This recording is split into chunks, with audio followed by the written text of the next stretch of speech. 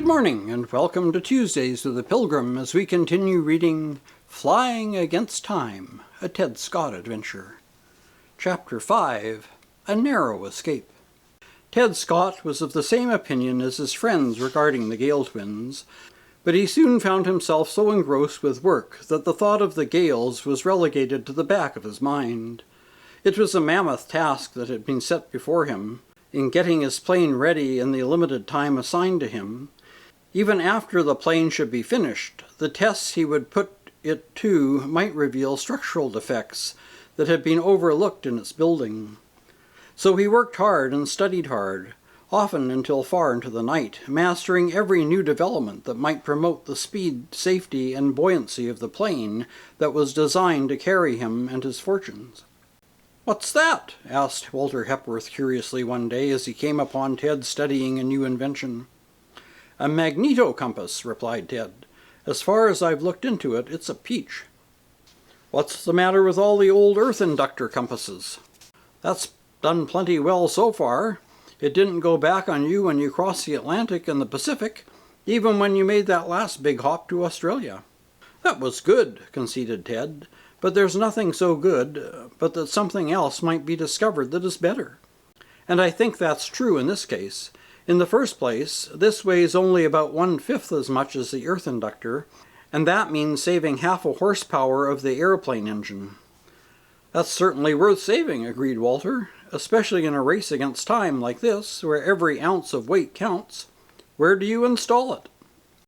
"It's mounted in the tail of the plane," exclaimed Ted, "so as to be away from the magnetic influence of the engine and the other steel and iron parts. The rotating armature is driven by a small propeller." "What's the principle on which it works?" "It's like this. A magnetron, or a rotating coil of wire, is placed in a cavity within the bar, and the bar is maintained in a position perpendicular to the vertical component of the Earth's magnetic field by means of a pendulum. Any deviation of the ship from its course results in a magnetic flux within the bar. The direction and magnitude of this variation are indicated electrically." "Clever," commented Walter Hepworth. "Have you stumbled across any other new wrinkles?" "I'm glad to tell you," replied Ted, "that I've run across an instrument that will measure absolute altitude." "I thought you had that already." "No," replied Ted. "The barometric altimeter now in use measures only relative altitudes, and it is altered by changing weather conditions. This new thing is the first depth-finding device that will show you actually how much thin air is between you and the ground. You know what the radio squeal is, don't you?"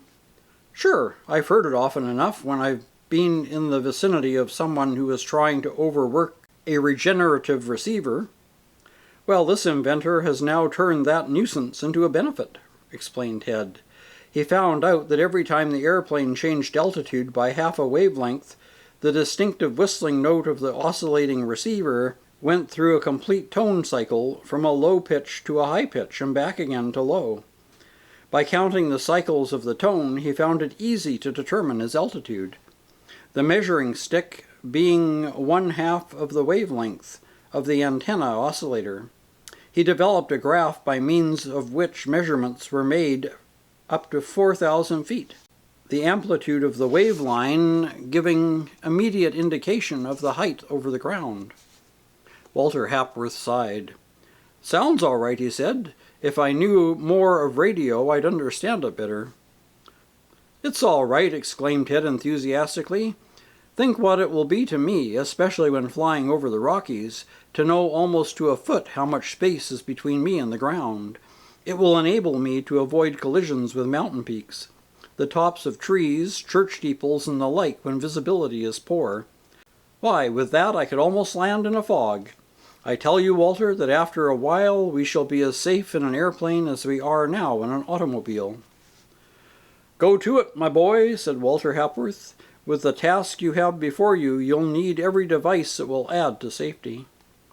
While Ted Scott was thus engaged in preparing for the supreme test, interest in the great race against time were spreading over the country.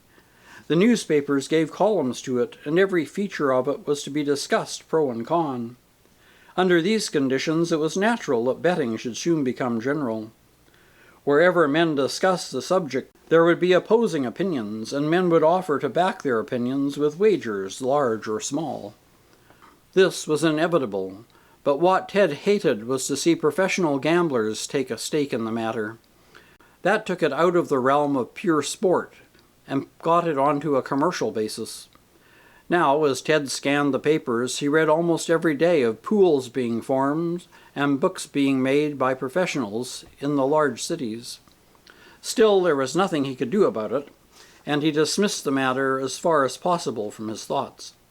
A small office had been set aside for his use at the aeroplant, and there he often worked far into the night. He would often become so absorbed in his work that he would forget all about his supper. Sometimes he would become conscious of a certain craving and would wake to the consciousness that he had eaten nothing since noon. Some would have found solace for that craving in a pipe or cigar, but Ted never smoked. He found a substitute for this in chewing gum. He had found this valuable in flying, as it kept his mouth and throat moist when, as sometimes happened, he ran short of water. And when he was hungry, it materially abated his desire for food. Too, in some way, it made time seem shorter when he was on a long journey. So it was seldom that he was without a packet of gum in his pocket. One night, when he had been delayed at the office by an especially engrossing problem, he locked the door and started for home. The night was dark, with no moon, and it was so late that scarcely anyone was abroad. He was passing a new brick building that was being constructed on a side street, when there was a sudden crash and something fell heavily at his feet. It was so close that he could feel the wind of it as it passed, and splinters from the shattered object sprang up and stung his face. He started back involuntarily. Then he stopped and picked up the object at his feet. Objects, rather, for he found in his hand 2 parts of a brick that had been broken in half by the fall. "That was a close shave," he muttered to himself. "Missed me by no more than a foot. Probably killed me had it come down on top of my head. Now what in thunder made that fall? Was it the rumble of a train that had dislodged the brick, left possibly by a careless mason too near the edge of the scaffold? But there was no train passing just then. Was it the wind? There was no wind. Ted made his way to the ground floor of the building that had a rough flooring covering the beams, took out his flashlight and sent it sweeping into every nook and corner. Nobody was there. Then he climbed the ladder to the 2nd floor and made another fruitless search. His quest on the 3rd floor, the highest point the building had reached, was equally vain. He stood still and listened. No sound anywhere. Everything was still as the grave. And that's the end of Chapter 5. Next week we'll continue reading with Chapter 6, Nearly a Smash. Until then, take care, stay safe, and God bless.